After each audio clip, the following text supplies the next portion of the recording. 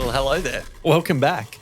We're here, everyone, ready for a little coffee break after another great episode. I don't know if we're recording yet, but I'm just going for it. How we doing, Liam?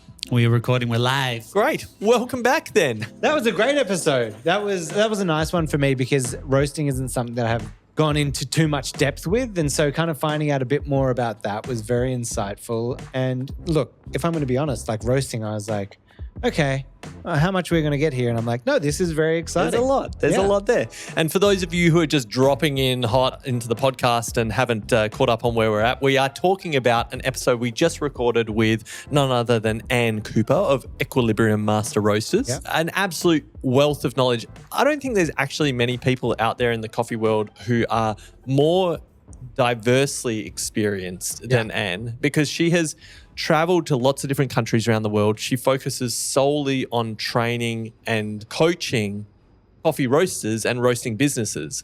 And there's actually not many of those kinds of people out there in the world. Unique. Yeah, definitely. And you can kind of tell one of the biggest takeaways that she kept talking about was this idea of having roasting standards. Yes. And if there aren't many people like her in the world, you can kind of see why she's like, we need to have these roasting standards. Yeah. For the amount of finance and money that's behind roasting operations, I'm sure there is some incredible roasting science and skills. There's definitely stuff out there, but a lot of it I think is quite proprietary. Like it's owned by big companies, big multinationals. Like they've got like we didn't get full into departments, you know. And are you saying that they're gatekeeping that to try to keep it like locked in on their businesses? Well, I'm sure there's a little bit of that you know, they invest in R&D and kind of and the science behind it. And especially it's fascinating hearing about some of the folks like Nespresso who are doing kind of pods and things that they're roasting and other technologies super fine-tuned for that particular extraction kind of method. But yeah, look, I think her point was we need more industry standards around roasting because, as I think she said, you know, the trial and error that goes into roasting can be really expensive. It's pretty stressful if you're the roaster and trying to figure stuff out. And from the small amount of roasting I've done, which is very small, you can end up chasing your tail so often, like trying to go, okay, I've got something that's resulted out in the cup, but what was the one of 17 things I did that made that happen? Yeah. I felt like she was kind of saying that she'd even dealt with people that were having that similar experience where she's like, well, yeah, if you just knew these basic things, then, you know, it would have been easier to build out and not be so confused by it. And the other thing it kind of reminded me of, did I say this in the pod where I was like, I can't remember whether it was before with her or with it, but like in design, there was always that idea of like, learn the rules, then break them. And it felt like that's what she was kind of talking about. Like, and there was even the fun thing of her saying like, learn how to do this roasting. You may not even like it. You might not like how it tastes, but learn it and then evolve yourself into what you want and what you're actually trying to achieve. And because I do like that. I do want to see different countries, different cultures doing different things and different styles with their roasting, but maybe that's good if there's some foundational base. For sure.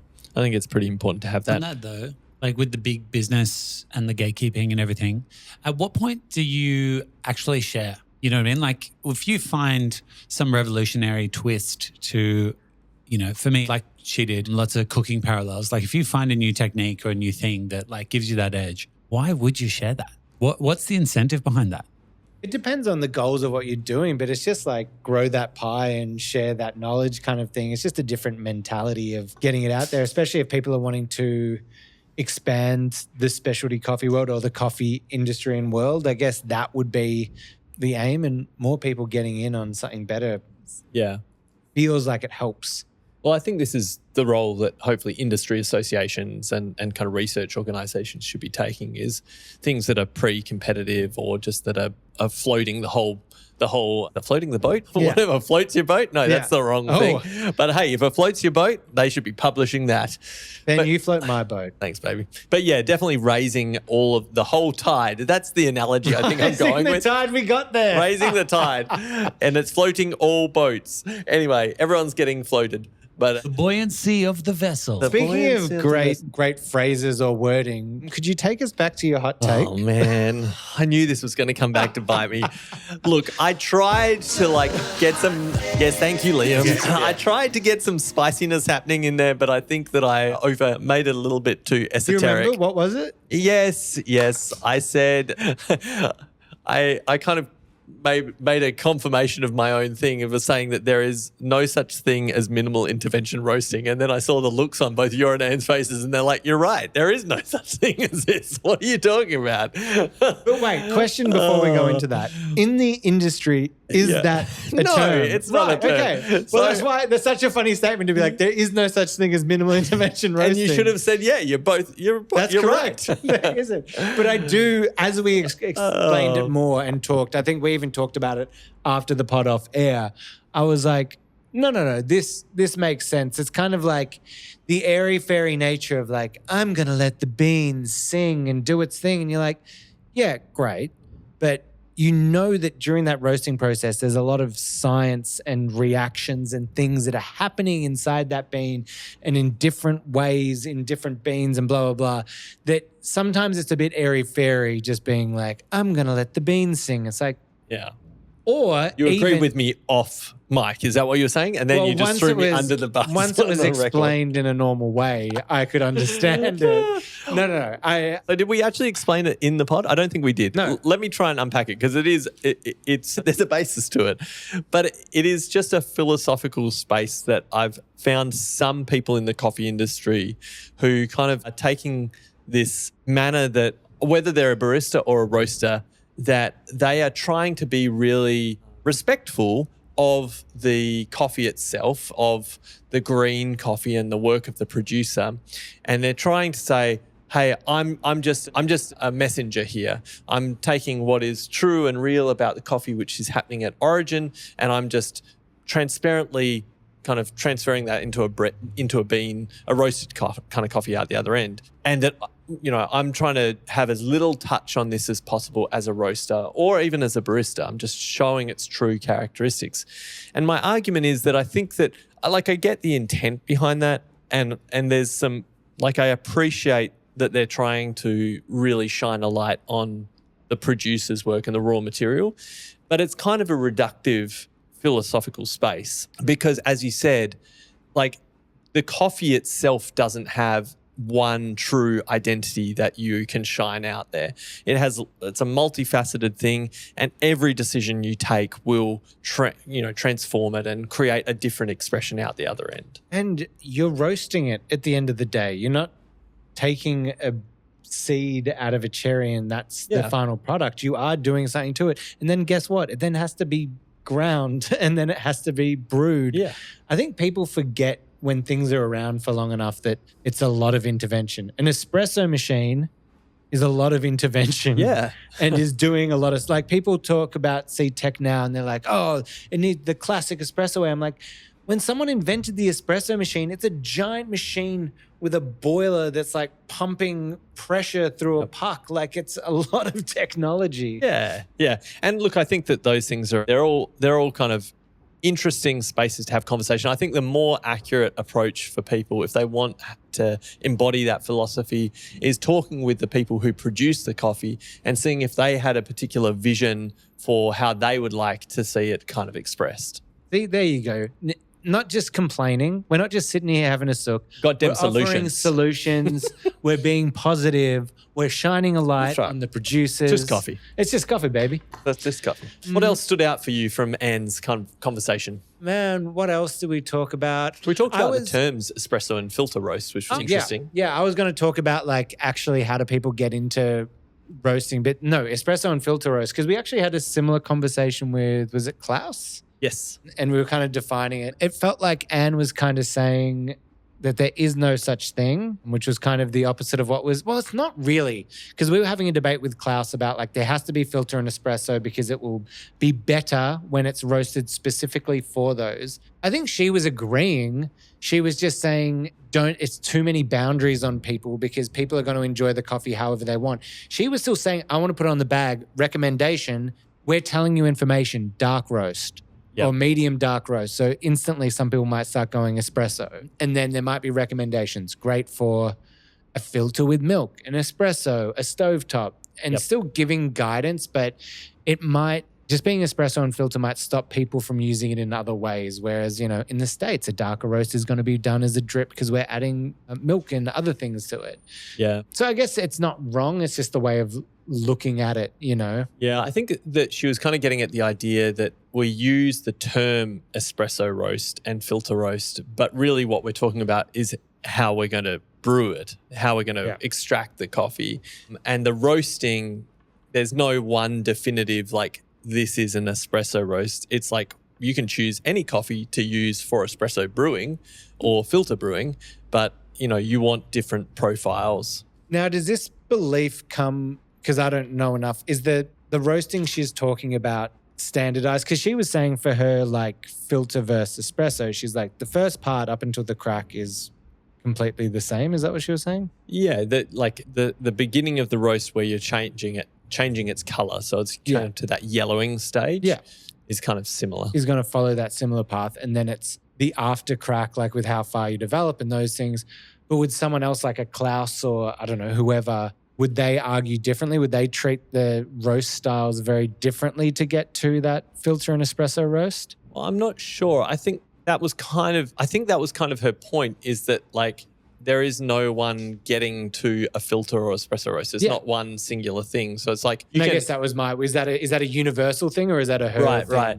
I think a lot of roasters would probably agree with that, and then they just lean on the words to simplify stuff and say, oh, this is where we're trying to send this. And this is what, if you unpacked it, they'd say, we got our filter roast by approaching the roasting profile in these particular stages and in these ways. I think with stuff like the Fellow Series 1 or this machine we've got over here that's got all the pressure profiling and that, I think something like that does make it more accessible to be having those lighter roasts through an espresso machine and can make it more palatable and kind of heighten those nicer notes in a lighter roasted coffee. I mean, I think when we had Nick on from Fellow, he was saying that you can plug in the roaster green. It's actually going to change, I think, the flow profile or pressure profile to match that style of coffee, which feels like maybe that's something that'll help open up that world as well.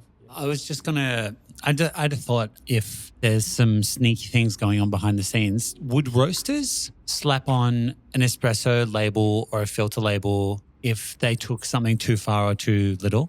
In hindsight, they test the roast and they taste it and they're like, oh, damn, I totally cooked that way too much. That can be an espresso blend that's dark roasted.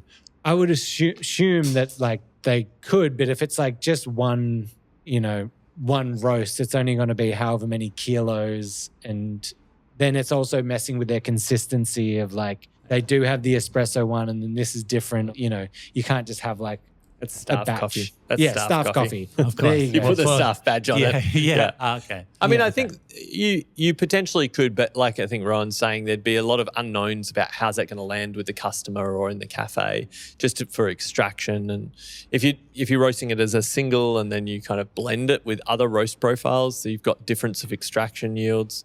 I do think with people looking for, bargains and that at the moment, though, especially as we talked about the idea of a Cosy coffee that was just whatever spot coffees that needed to sell at the time and you could sell them for really cheap. Feels like that'd be a similar kind of thing as well. If you just sent out an email to your mailing list going, the Oopsie range, for $40, you can get a kilo of this coffee, sent out. Still great. It just doesn't match our standards right now or our consistency levels. Yep.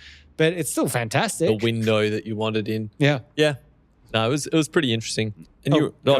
I just wanted to ask about, I didn't quite get kind of the answer because we were talking about standards and that, but a lot of chefs might go to cooking school or do that, or there's lots of training within, restaurants and that. What's the main ways of doing roastery? Would most people go through a school or do they just go to a roastery and be train me? Yeah. That's a really good question. There are roasting courses out there, internationally in particular. There's not that many in Australia aside from what Anne's doing, and there's a couple of others who are doing roasting training in Australia. So you are out there. I know you're there. But internationally, I think there's a little bit, but there's no probably clear standard. The Specialty Coffee Association does have a roasting education stream. So there are some standards kind of coming through on that. But I think a lot of people get into roasting and learn the skills pretty anecdotally, almost from what's the phrase when you're like a trade, like an apprentice kind of role, so that they'll start at a roastery and they might be in the production zone packing and bagging coffees, and then they get slowly brought into being closer to the roaster and doing some production and learn the skills that are in-house there and slowly start building that. But then often it's hard, I think, to break out and get those kind of core fundamentals if they're not being taught in-house. I saw an interesting post that kind of ties into some news. I'm not going to press the news. This is an Instagram post, so I feel weird calling it news. It's not official news. This was from Filter Magazine. I just wanted to get your thoughts on it. This is what a coffee bag label should really say. Most coffee bags are written for roasters, not for the people who buy them. So this kind of taps into what Jack Simpson was talking about a little while ago. I think his hot take was the industry is talking too much to itself and not to its consumers. Tasting notes like bergamot and elderflower are meaningless if the buyer has never tasted them. When a label speaks a language the buyer cannot understand, it tells them coffee is not for them.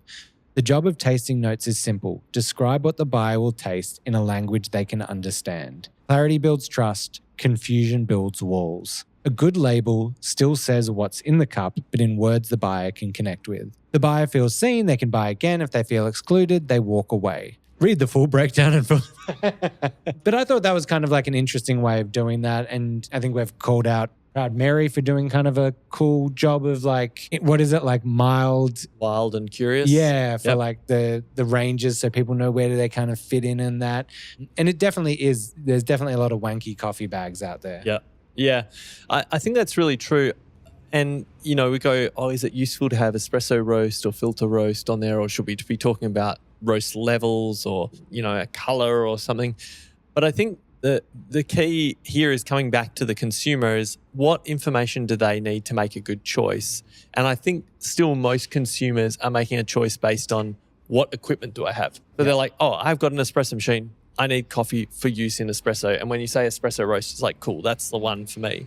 It makes it kind of easy. And then having the tasting notes that kind of help them go, what do I like in coffee? What do I want to drink? Oh, I want something like chocolatey and well, the strength one is tough as well, because I feel like maybe what people refer to as strength is roast level and body and like, presence. Like sometimes it's bitterness though. Strength is a really like messy term. Well, that's what I mean. I feel like it's hard to get that communication around. Like we'll often get like people like, oh, do you have one that's stronger? And I'm like, what are what does that mean? Yeah. what does that mean to you? This bag is a double shot. Yeah, just put a double shot in there. Single shot. Yeah. But we're lucky because consumers are becoming more and more switched on about what they like and what they don't like about coffee and kind of the notes that help them navigate there. But we do need to kind of keep it clear and kind of not just introduce all kinds of different technique. Do we have time for the coffee news? Yes, we do. Okay, let's hit it. We've got some news coming in hot.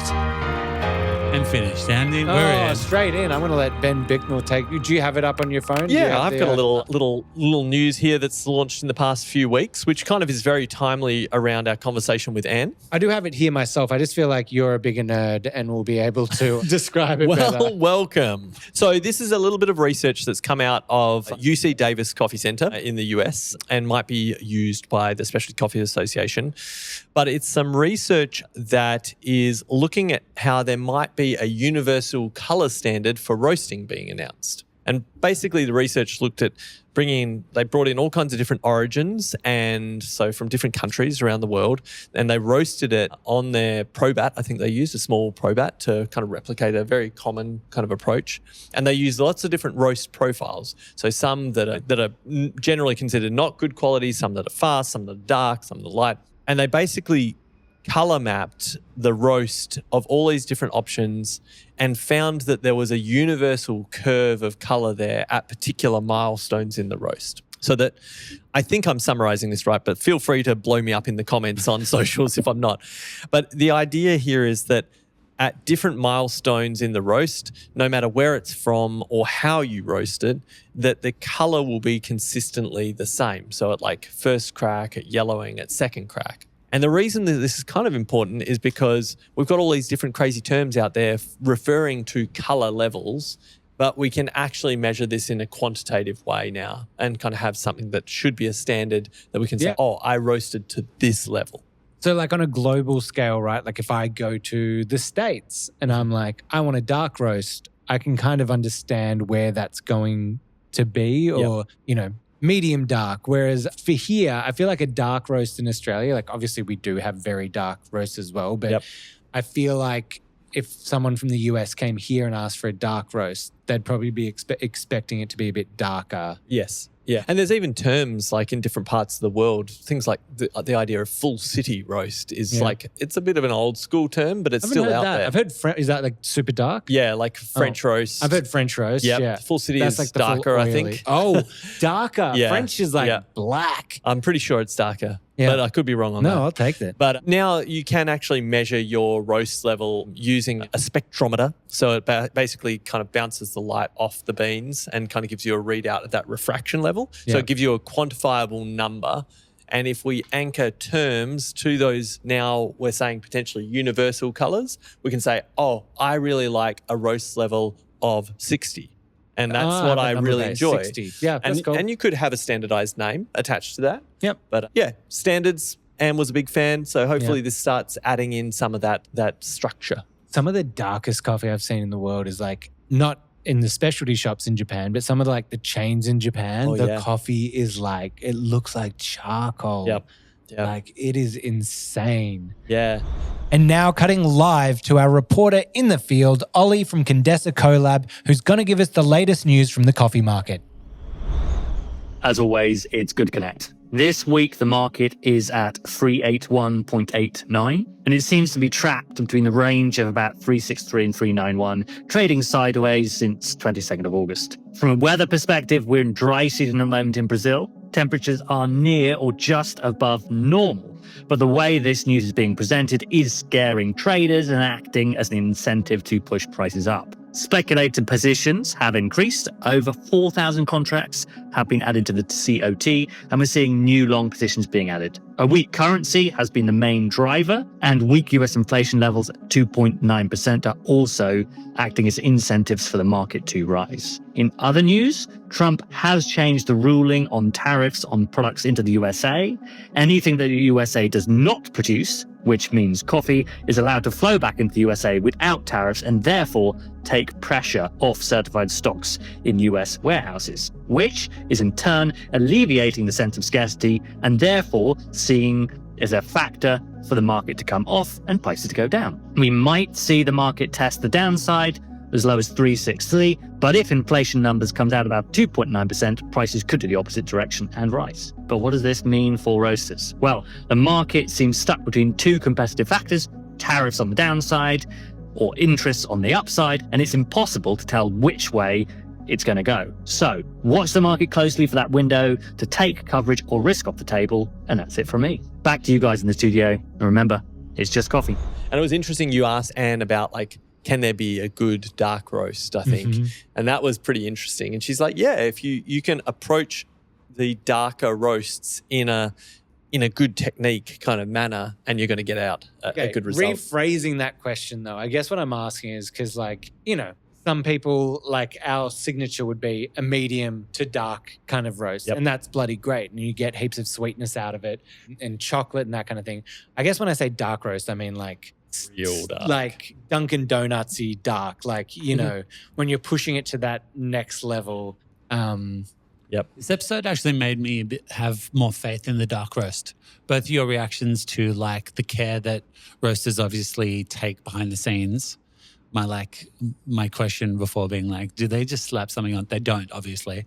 That can go to staff, like you said, and being no, there's excellent dark roast. I'm like, okay, maybe I'll give it a try. The problem here again is this is why the standardization is important, because dark roast, of course there's good dark roast. There's lots of good dark roast out there. It's just what you consider dark roast. Yeah, your dark, my dark, kind of the US dark. And then even cooler, machines like Fellow can navigate that as well to actually prepare it and not double down. If you've got a dark roast, not, I wonder how somewhere like Starbucks would navigate these kind of things though, because not throwing them under the bus, just how it is. If you were to look at what they call their blonde roast, that would be what I consider our medium dark roast. Yep. So it will throw things all out of- contextual. Yeah, It's all about the reference. Yeah, but it's going to be interesting. And I think it just highlighted we definitely need to do some new and more episodes on roasting to dive deeper in. So if there's particular things that you'd like us to talk about in future episodes in regards to roasting or topics or people that you want us to get on the pod, please drop us a line. And what is that email address again, Ron? I think it's hello@itsjustcoffeepod.com, and you can Nice. call Ben on 041. Oh, sorry, Time no, to go not that one. All right, see ya. Thanks, everyone. Catch you later. Hey, it's us again. We didn't say goodbye. I also love the idea. Maybe it needs to be after host. We need to start a series, maybe like once a month, The Great Debate, where we just take two people with different ideas about something in the coffee industry and just have 5 minutes apiece of going like back and forth, not in mean spirits, not like a screw you, but I think having that kind of open table discussion is so much more useful than just hearing one point of view on like that. Because especially online, like you get certain voices that are sharing a piece of news and then all of a sudden that's the rule of coffee. Like that's what's done. I love this idea of having like an open table debate I like between it. a couple of people. I mean, is it you and I first? We're going to find some opposing topic. That's just every Like week, baby. No, but let's do it. I mean, roasting would be a good one. Yep. I'm sure there'd be a lot of stuff in that. Big fruity ferments. Yeah. The purest washed versus the anaerobic co-fermented blah, blah, blah person. Yep. Lots of good stuff there. And I feel like that's a good YouTube series, the debate of that. Automation versus craft. Yeah. And goodbye, number 2. We'll say Ciao. goodbye again.